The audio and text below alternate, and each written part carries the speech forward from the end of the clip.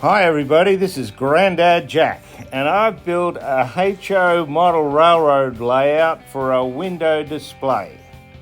I'm going to show you how I built this model railway layout from start to finish.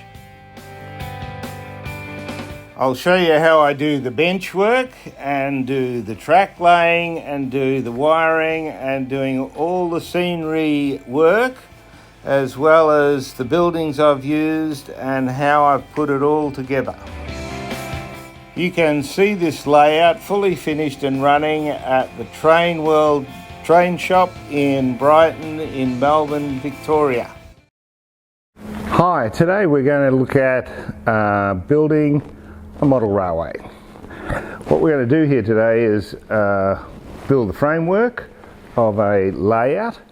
It's 2 metres by 1.5 metres, and we're going to go through all the steps of what you've got to do to make a fantastic model railway, from base to track formation to building the scenery and doing all the bits in between to make it look a great railway. So hope you enjoy this educational video today. Hope you enjoy it, and I'll be using my products today, which is Glen Scenery products, and I'll be using all of those on the whole layout, including ballasting, rocks, sands, plaster castings for the rocks, all the stonework, all the foliage, the trees, everything is from Glen Scenery products. So I hope you enjoy this educational video.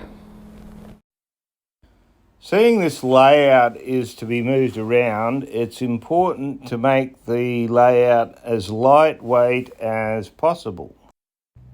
So I start with a base framework of 2x1 or 50 by 25 millimeters, and I just make a lightweight frame that's braced at each end. I then add cross pieces on top of these that will be the actual width of the layout. The reason I do it this way is because it adds strength to the framework of the layout. Seeing it'll be picked up and moved around, it just gives that extra strength. It's like a truss, basically, that it's acting like. And it also gives a cavity in between for doing the wiring as well. So again, this is just 2x1 that I'm positioning to have an equal overhang on each side, and then I'll screw these basically directly above the other cross pieces already on the frame.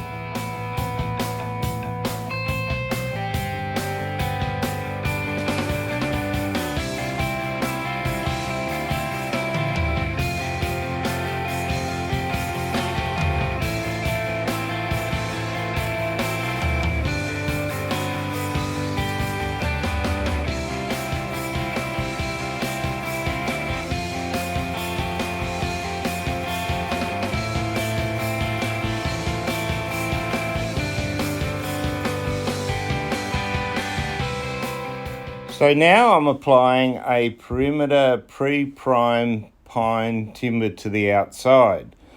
This material measures 66 millimeters by 11 millimeters, and it gives the outside of the framework a finished look and gives something for the scenery to butt up against as well.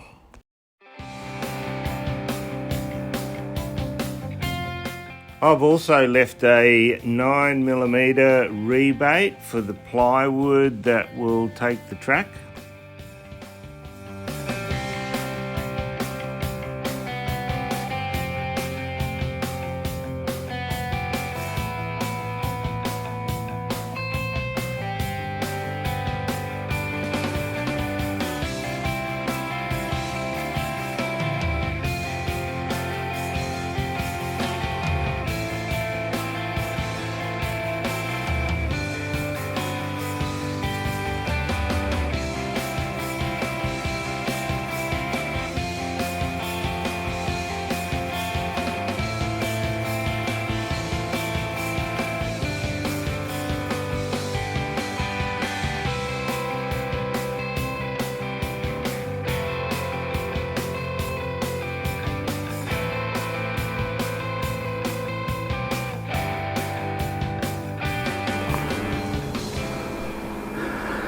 So this is the framework for the base of the model railway layout.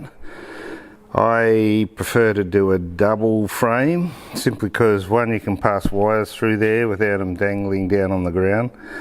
Also it gives it more rigidity with it's like an L-beam or an L-shaped construction, but it's just a base frame and then another frame on top with a skirting rail on that, bracing in the corner so that it doesn't move, and then I can start laying the the plywood row bed on that. And this layout's going to have two levels. The base level will be which is a 24-inch radius for larger locomotives, and the higher track will be 18-inch minimum radius for smaller type locomotives. The bottom track, which has a 24-inch radius, I've actually marked that using a pen and a nail with a piece of wood that's 24 inches long and made a circle on the ply wood, and then I've just cut that out. So now I'm putting that on each end of the layout, and then I fill in the straight bits in the middle. I leave extra wood on either side of the radius line so that when I lay the cork bed, I use the line as a centre for the cork bed to be glued around it. If the plywood doesn't join right on one of the beams, then it's easy to fix by just putting a scrap bit of plywood underneath and gluing it between the joins, and that holds it very rigid.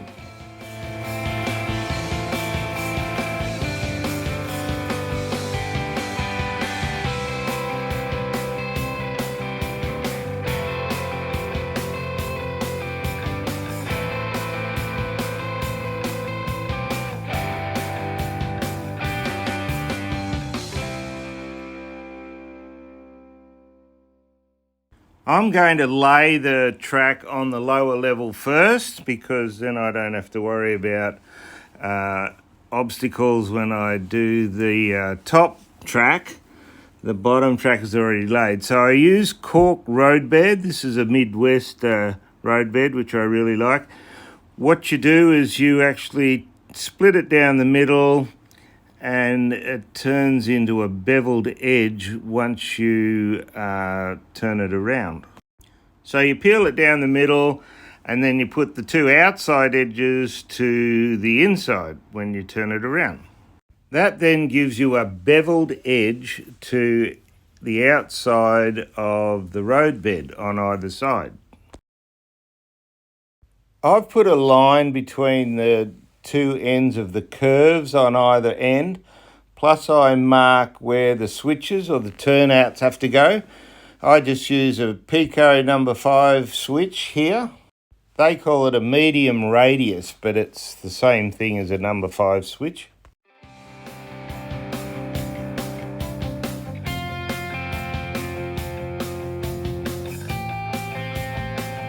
So I use these to mark where they're actually going to go on the layout.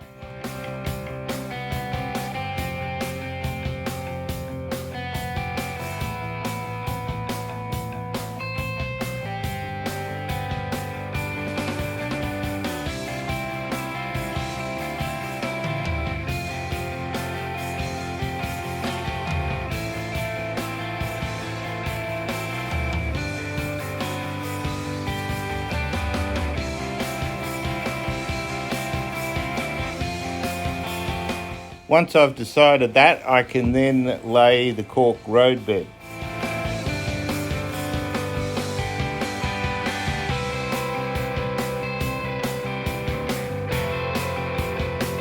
There's a little trick in how to do the cork around corners.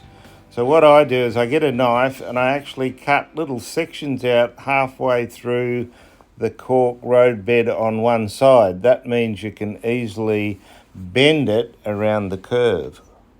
I put the glue to one side of the line and then lay the cork road bed to the centre of the line.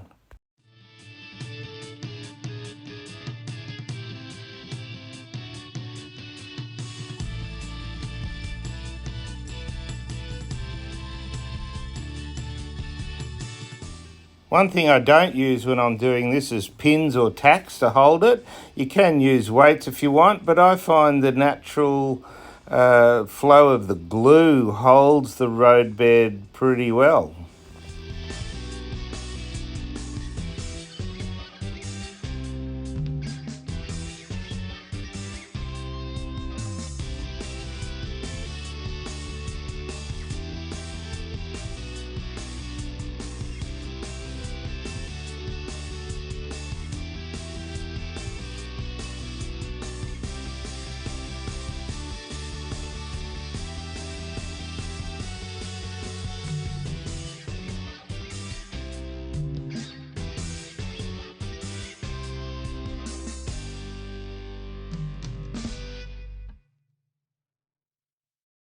I make cuts to the inside of the road bed on the inside layer and just lay it on the cork, and because of the cuts it just lays down really nicely and fits really well.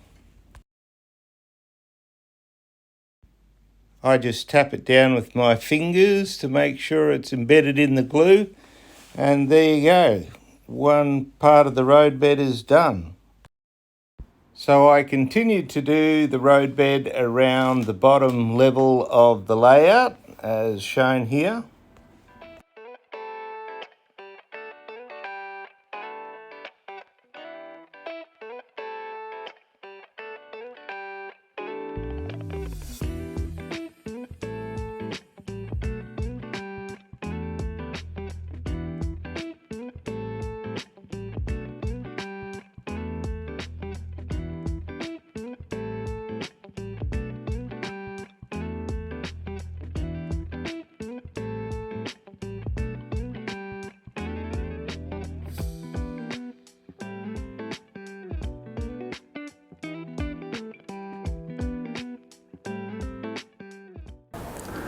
So we've done the cork road bed to the base of the layout, or the bottom track.